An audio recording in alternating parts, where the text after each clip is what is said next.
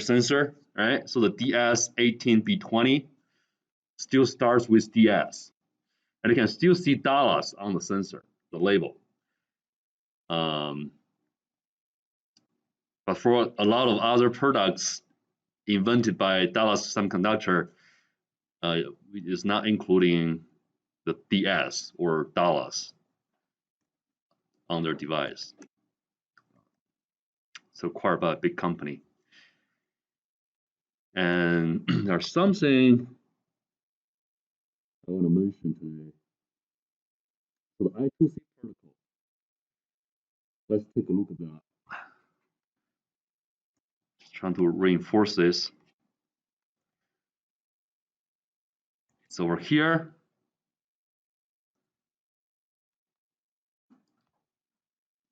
And some of this probably will be in the quiz at some point this semester.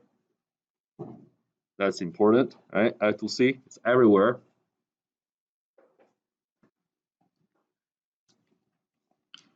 Two lines, SDA and ICL, master slave. So that's a package, right? And I have a figure to show you the protocol. So let's take a look at this. Two wires. And one side of this two wires is a master. For example, it's over here. And the other side is a slave. Okay? It's a communication protocol, like a conversation. So when you are trying to start a conversation, you should have a sign to start it. So what's the sign or condition to start it? Two wires, and one side is master, one side is the slave. And that wire short the two devices at the same time. So there must be a start condition.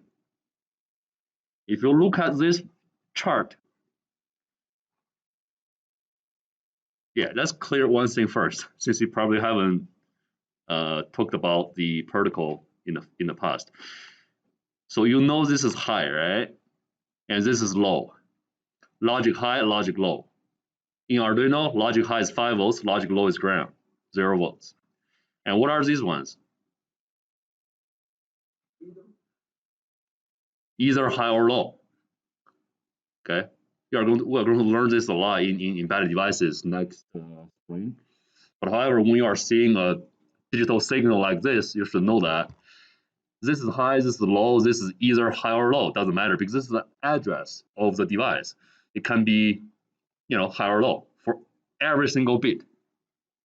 And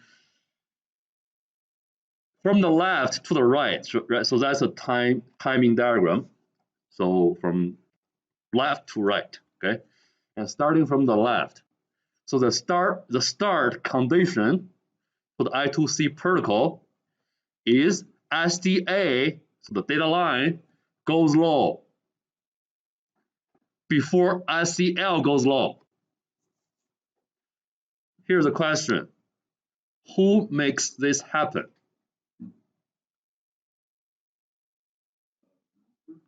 Why?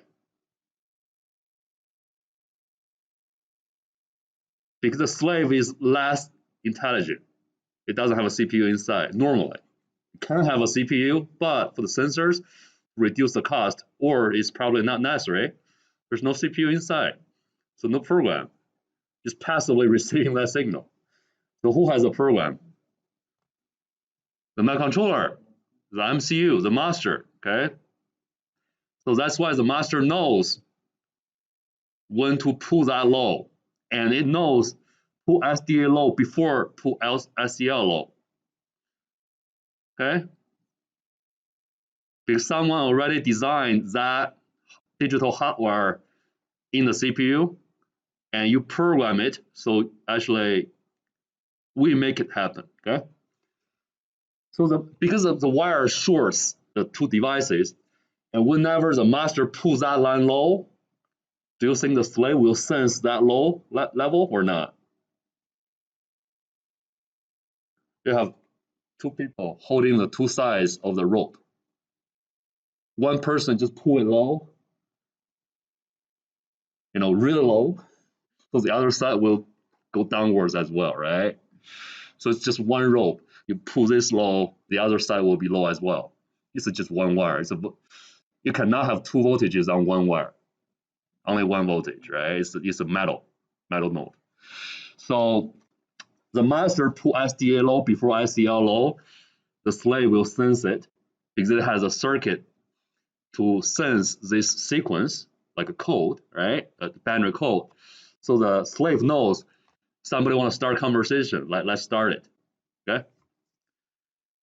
And after that, boom, boom, boom, boom, boom, boom, boom, boom, boom. So they are the 7-bit address. So two questions. Who sends this address? And the second question is, what is this address used for? Who sends it?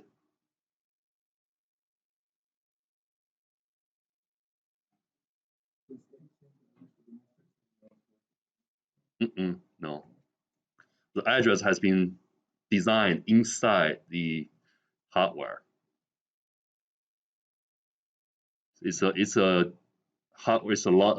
gate array, so it's a hardware circuit. So whenever that address matches the hardware, it got triggered. So who sends the address? The master, right? Because the master initiates a conversation. The master pull it low, saying, let's start a conversation. And then send the address. And only happens and can only happen after the master starts the conversation.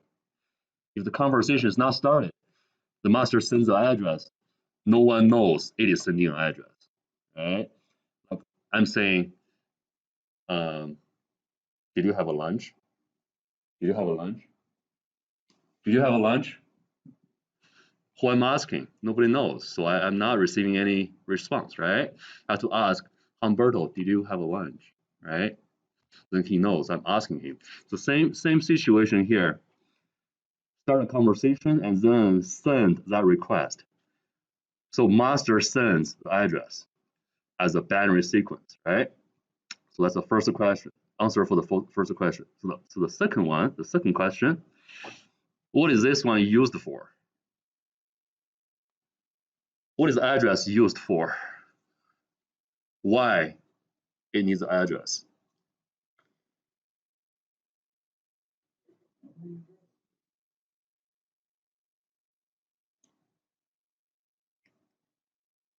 So every single I2C device or I2C slave has a specific address, okay?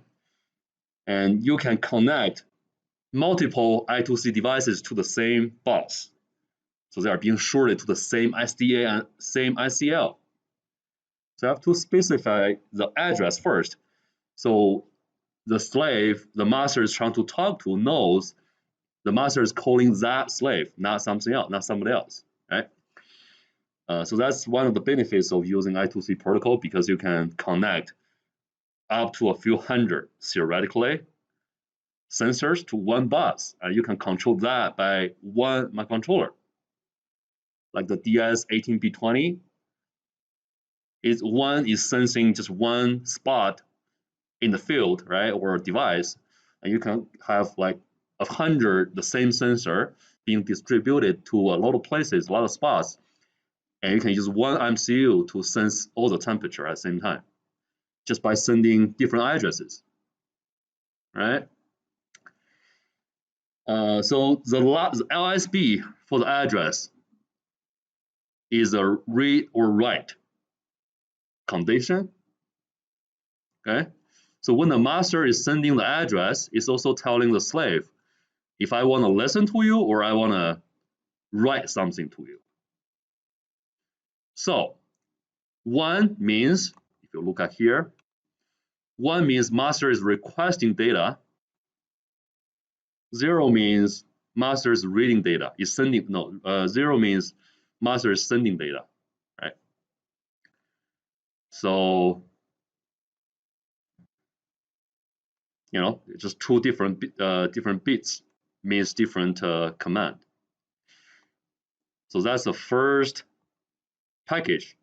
And after these bits are being sent, the slave, if the slave received everything properly, and it's going to tell the master, I received it. How the slave tells the master he received it. Acknowledgement, ACK. And how? Pull it low. So who pulls it low? Slave. Okay? So you are thinking, slave is kind of smart, knows how to acknowledge this. It doesn't have a CPU normally for the sensors. Okay?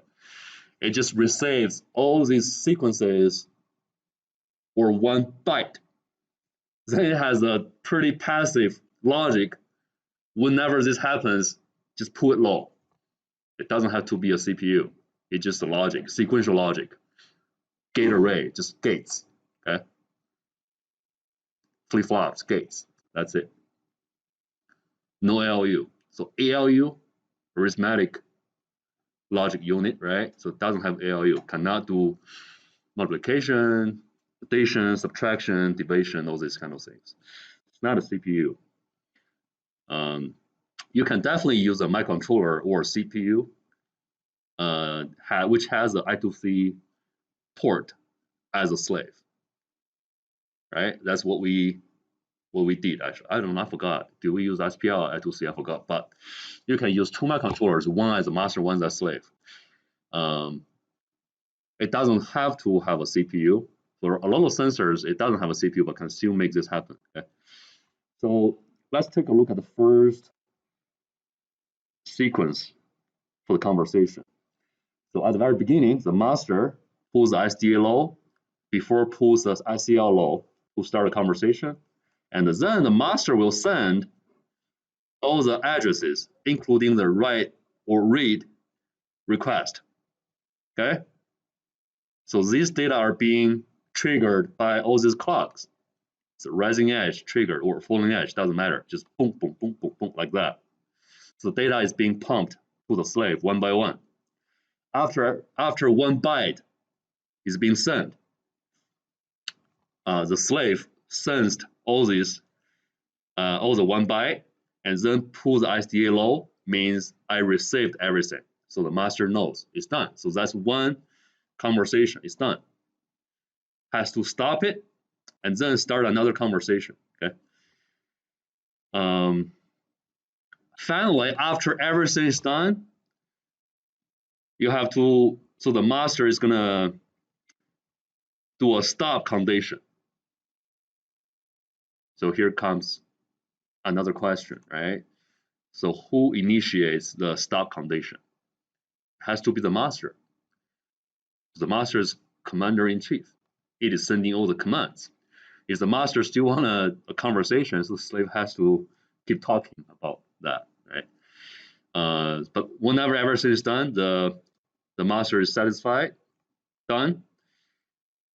The stop condition is SDA goes high after ICL goes high.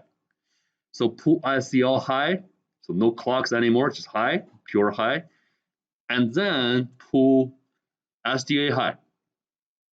So that's the entire communication protocol for I2C. In the past, okay, when I was in college, I don't think I did I2C, but for one SPI protocol, similar, but different wires, different protocol, different conversations. I think we have to program it one by one.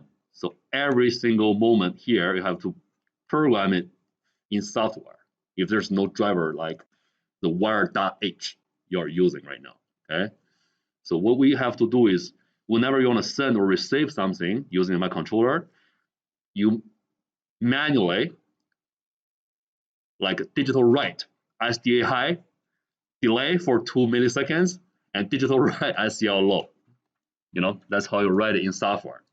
You can definitely do it. It's just do whatever the protocol tells you to do, just do it. Okay, it's gonna work as well. But now the life is way easier, so we don't want to, write this again. I prefer you guys can practice on the applications instead of the very bottom level protocols. You can imagine if it takes you like 3 weeks to write the I2C protocol, which you can spend only 2 seconds to write a wire.h. Yeah, that's not a good option. Okay, so that's the I2C protocol. I want to reinforce it. So there's another thing I want to let you know.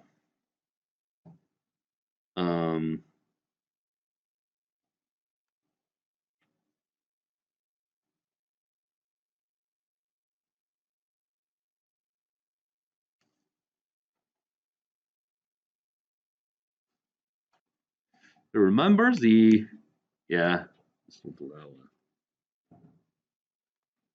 one.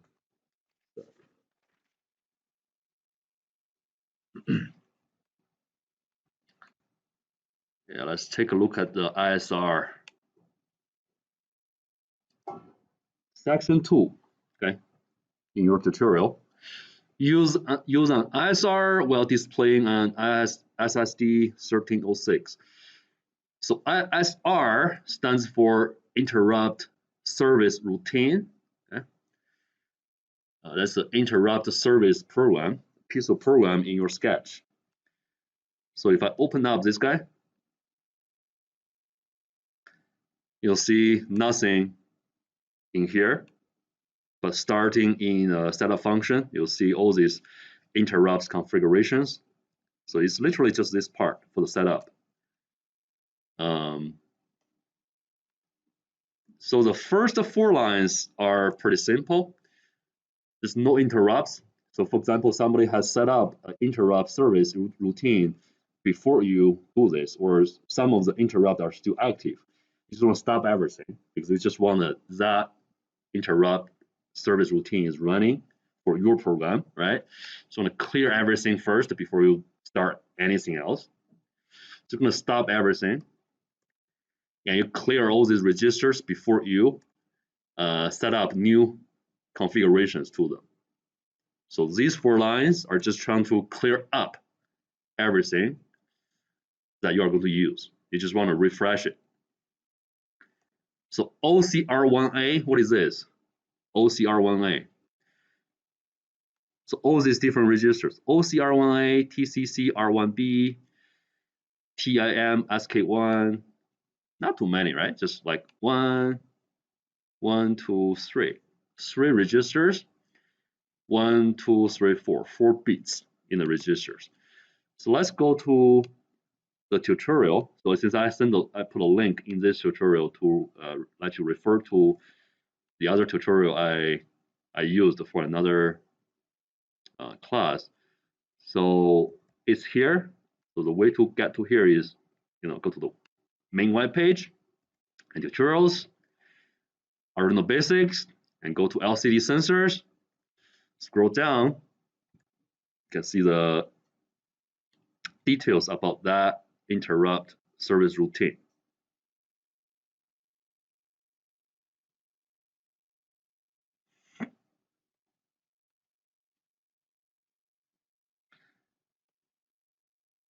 So before we do that, any of you know why do we need interrupts sometimes? So the microcontroller you are programming only has one loop function, right? I know you can insert different for loops or other loops or functions in there, but however, mainly there's just one loop keep running from back to forth. How to say that? Just from top to bottom and then come back to the top. Just keep running that loop. So if you have another different task, which is waiting for a trigger, you probably need to interrupt your current loop and go there and to do everything and then come back to do the original loop. So that's why this is pretty important and useful. So you need some configuration for the interrupts. Okay, there are different modes to operate interrupts. but the one we are using is the most common one, I think. So these are the configurations I used for this old tutorial, and it's being reused for your tutorial as well. Clear up everything, 1, 2, 3, 4, 4 lines, and then give a number to this register. So let's take a look at what is this, OCR1A. So open up a data sheet. I have a lot of links for the data sheet for Atmega 328P. Okay, it's everywhere online. You can find it. Just do a search and get a PDF. So you want to go to timer 1, timer counter 1, and where is that? OCR1A. Where is that one? Here. So this is a screenshot from the data sheet. OCR1A register. Output compare register 1A. So OCR means output compare register. It just stores the number. And the number is being used to compare the counter's number. Okay? So how the interrupts is triggered? Because every time you power up your microcontroller, you set up a timer, it's going to start counting up, right? And I set a number for this OCR1A. What's the number? 62,500, right? So the timer is going to start timing and counting, boom, boom, boom, boom, boom, until this number, it matches and triggers the interrupt. That's how I can control that, okay? How soon or how often you want to trigger the interrupt, okay, to run that sub-function. You need to set up a number here to match with a counter. There's another parameter you can configure. Because the counter is counting inside the microcontroller, 1, 2, 3, 4, until this number. It has a frequency, right? 1, 2, 3, 4. What's the frequency of this counting? Is defined by another register. Because your original oscillation frequency of the microcontroller is 16 megahertz. Do you know that? The oscillator of your Atmega 328 is 16 megahertz. So it's running, so the original clock is running at 16 megahertz. So if you want to trigger the interrupt routine, for example, every second, and you are going to need 16 mega counts to match to the frequency, which is too large. And sometimes we don't want to even like trigger that 1 second each time. We probably want to need for like 10 seconds, right? So that's way too many counts.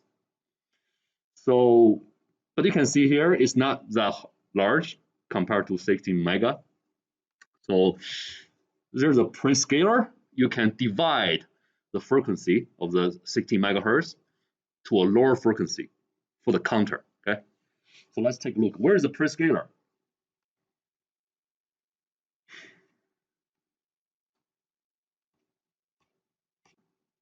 Here. CS12, CS11, CS10. So these 3 bits, they are binary bits in a register called TCC R1B. Okay, how many bits this register has in total? 8 bits. Why?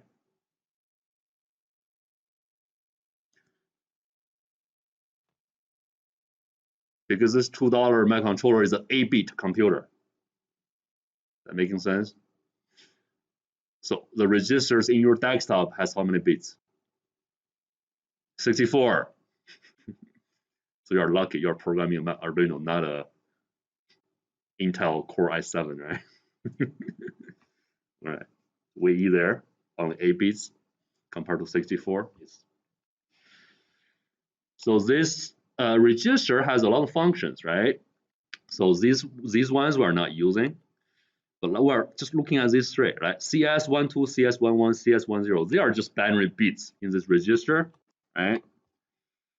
And if you set up different code, different combination for these 3 bits, you got a different function.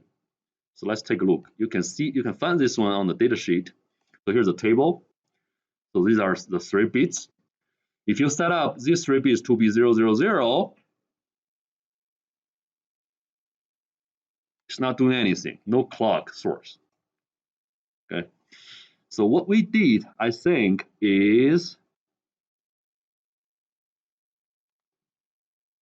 so see here, CS12. I mean, I mentioned this in junior design class, but do you understand? Do you still remember what does that mean?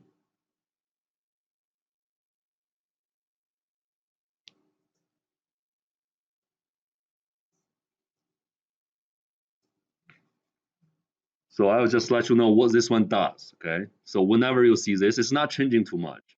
So whenever you see this in Arduino, it's doing nothing but to set this bit in the register. Why? So in your IDE, the name of this bit means is actually 2, because this is a bit 2 in the register, and you don't need to know why, but if you put it here, this number represents 2.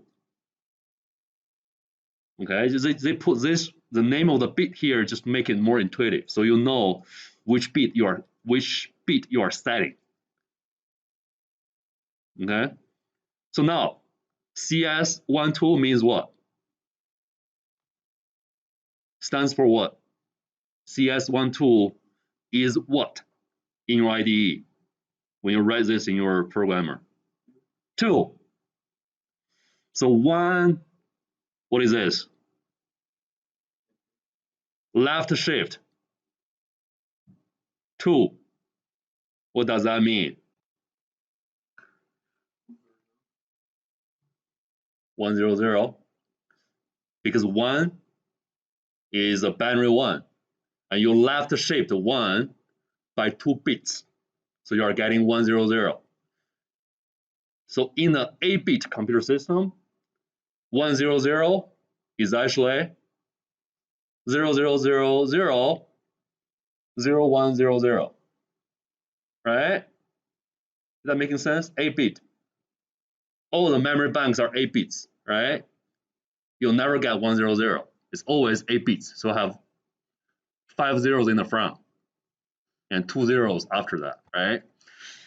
So this thing here, 1 left shift by 2 is getting you a binary number, which is 5 zeros, 1, 0, 0. Is that clear? Do you understand it over there? Questions? No questions? Okay. What's it? Or, yeah. So this means TCCR1B, that register, so what the data will be stored in that register, equals to this thing or this guy.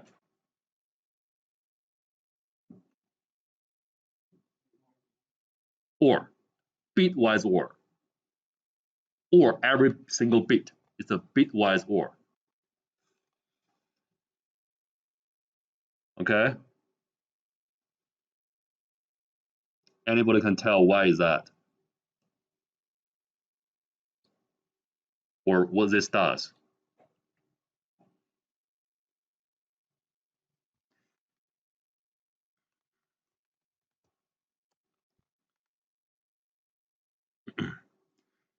So TCCR1B, for example, is something like this. I know it's 8-bit, but let me just write 1 bit here. Or 5 bits, okay? That's TCCR1B, okay? All right.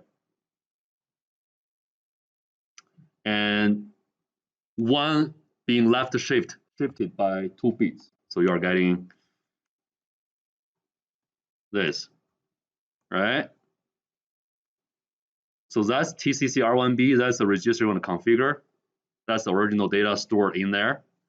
And now you make a mask. You just made a mask, right? Which is the 1 being left shifted by 2 bits. And you OR these two. It's a bitwise OR, which are getting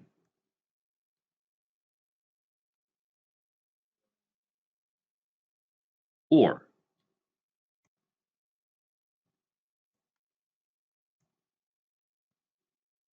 All right. We don't care about this. We don't care. They are unchanged compared to the original TCR11B's register. Only this one is being set. Is that correct? It used to be 0, but now it's 1. Okay? Because I'm configuring that register and I don't want to change any other settings by the operation. So I have all zeros for the other positions for that mask. But only that bit is being set to high. So when I'm using that one to OR the original config register, I'm setting that bit to 1. You know, it's a really simple operation, but the way to do it in here looks confusing. So let's come back and let me know. What does this one do? In one simple sentence, really short sentence, what does this one do?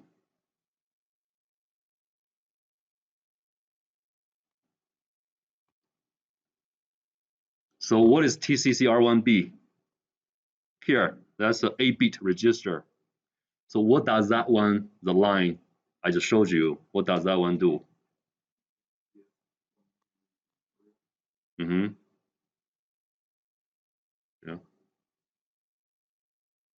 Is that clear? What about other people? Did you get that? What does that one do? Just set CS12. That's it. But in a really confusing way. I just want to set CS12. That's it. But I'm gonna get a mask and left shift it and OR it. It's just for that purpose. That's it. So if you look at the code,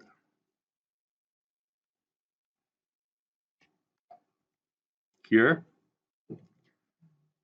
so CS12 in this register is being set to high. CS10 is being set to high, right? What about CS11?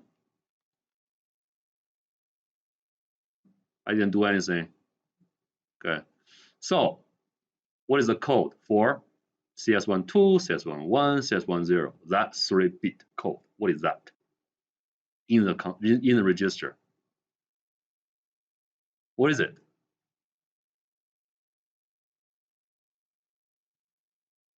So for these two lines, it's going to cite CS12, CS11, CS10 to what? I mean 3-bit, right? So the 3-bit in the TCC R1B register will be what?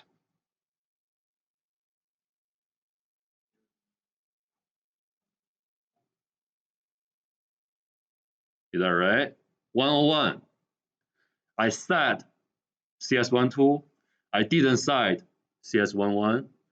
I cleared the entire register in the very beginning, so they're all zeros.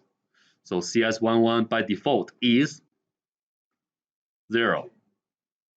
And I set CS10. So CS12, CS11, CS10 combined as a 3-bit code for this register is 101.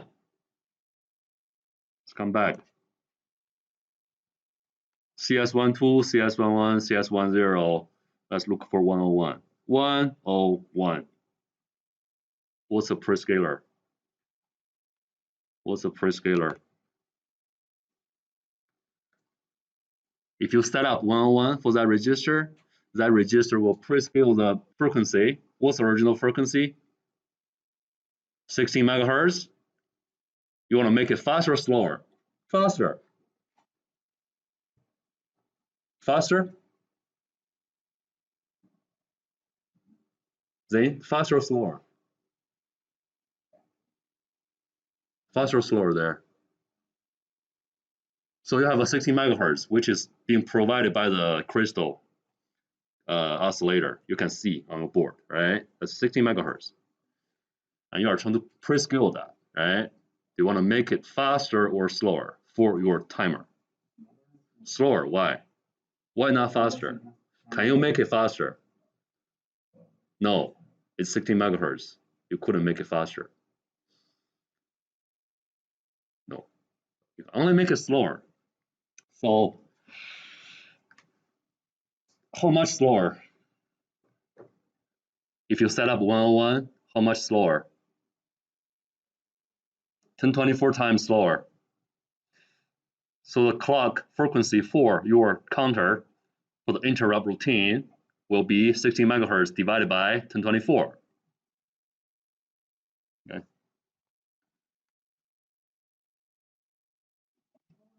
1024. Yes. So that's what these two lines does for the interrupt.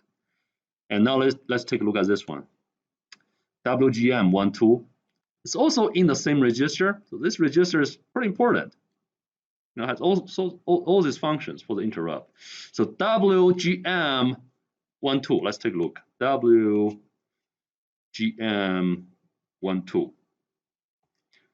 So it's here. And the WGM12 bit in this register is to cite CDC mode of operation. So there are a couple of different modes for the interrupt, okay? And CDC mode means clear timer. Typo here. Clear, is that typo? Okay. Clear timer on compare match. So clear timer on compare match. Whenever it matches the number you set up in the code. Remember the 62,500, that number? You can use whatever number you want to use, okay? But it has to be less than 8-bit, 2 to the 8th. Right? So, no, 2 to the 16th, because this is so timer 1 is a 16-bit timer. Okay, so it can be up to 2 to the 16th. Keep in mind. Okay. There are two or three times, I forgot. Maybe 2. For example, it's 2, okay? So timer 1 is a 16-bit timer. Timer 0 is another timer, it's another hardware site in the microcontroller, is an 8-bit timer, if I remember correctly. But you can look at the datasheet to find out what are they. So you'll know the limitations for each one. You just have a timer 0, timer 1, timer 2, things like that. And so let's take a look. CTC set being set to 1, then it's going to trigger the CTC mode, okay? And the top number will be OCR1A. So the OCR1A is here. All right, so it's trying to match this number, then trigger the interrupt. Okay. What about the other ones? SK1 here, SK1 timer counter interrupt mask register is trying to enable. So you see E here is enabling that timer. So after you have everything set up on the top, you just enable it. It got started. Okay. That's what you need to do for this timer. So a quick question. Is this guy using timer 0, timer 1, or timer 2? Which timer this guy's using? So timer 1, because you see all the ones here, that means timer 1, timer counter 1. That specific hardware site inside the microcontroller. So let's go back. I have a couple places have the data sheet for the 328 microcontroller, and I think let's take a look. What's in there? Okay, so here's the data sheet. Open this up.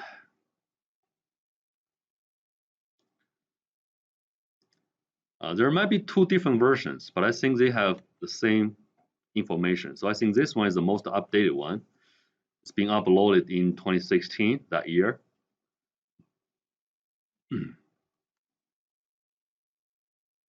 It's slow.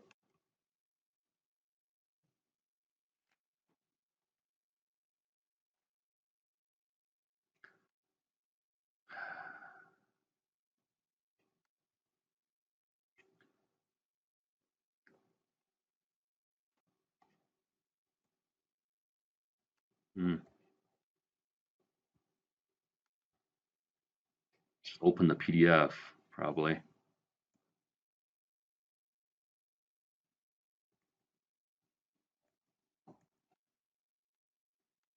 Okay, so look at the table here.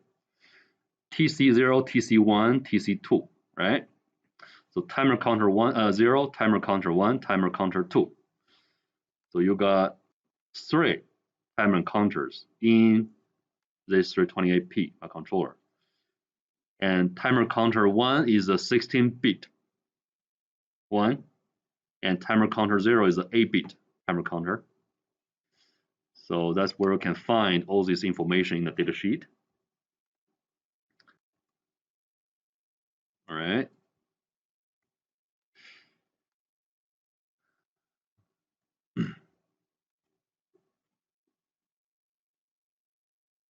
So after that, let's go back to the code.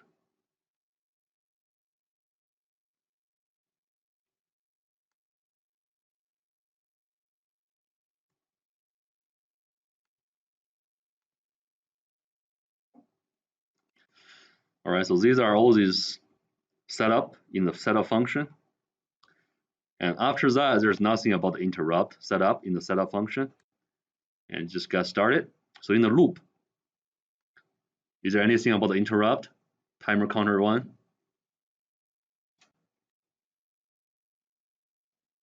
Nope. Here? No. Here, ISR, interrupt service routine. So the timer 1 is compare vector. So timer 1, when timer 1 got triggered, it got into this interrupt routine. You don't need to invoke it somewhere. It's directly get into here whenever the interrupt the trigger. Whenever that number is matches with this one, it directly get into here. You don't need to call it somewhere in the loop. It's running automatically. Okay. So what I do here is states is being inverted. So not states is being assigned to the states. So which means that single variable is being inverted. So it used to be 0 is going to be 1. Used to be 1 is going to be 0. And I digital write that states to this pin so I can blink that LED. So that's what this interrupt routine does for you.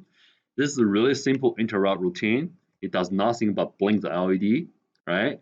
So this is trying to test if your code, with all the libraries you are using, you don't even know what's going on inside. They may have been using some of the timers. So the issue is, if you do not know which interrupt is or which timer counter is being used, and you are trying to use again, there might be a conflict. So before you start using that, trying to use the timer counter 1, it's better to test it using a super simple code like this.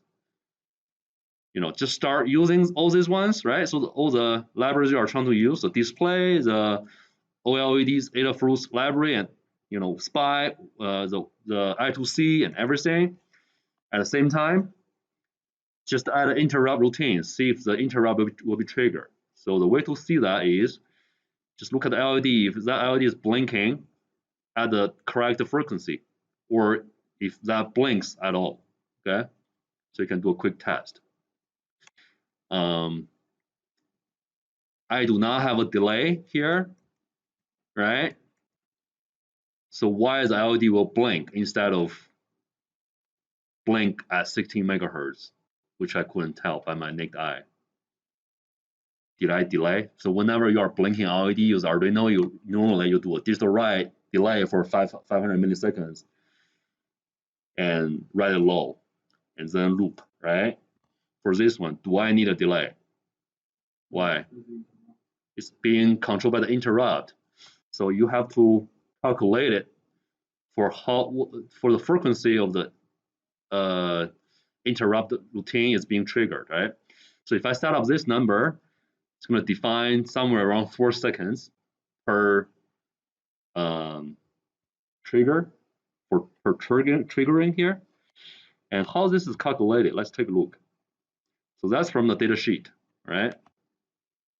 And that's the equation you want to use for calculate this one. So the F clock IO is a 16 megahertz clock, and N is a prescaler defined by this guy. So it should be 1024. Okay, and 2 times this guy times 1 plus this one. What is this one? OCR 1A. What is this?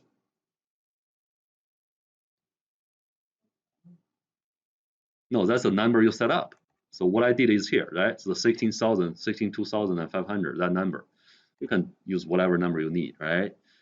To modify that frequency for the interrupt routine. So you know everything here already. You can control everything here on the right side. And then the left side will be the frequency for the interrupt routine. Is that clear? Okay, cool.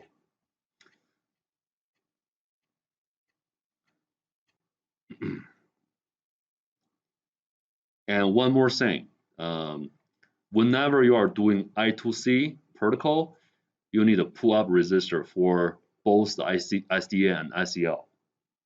Okay, keep in mind. Also, for the one wire for the Dallas DS1820, you also need a pull-up resistor. See, I pull up this data line to the VDD. Don't forget that.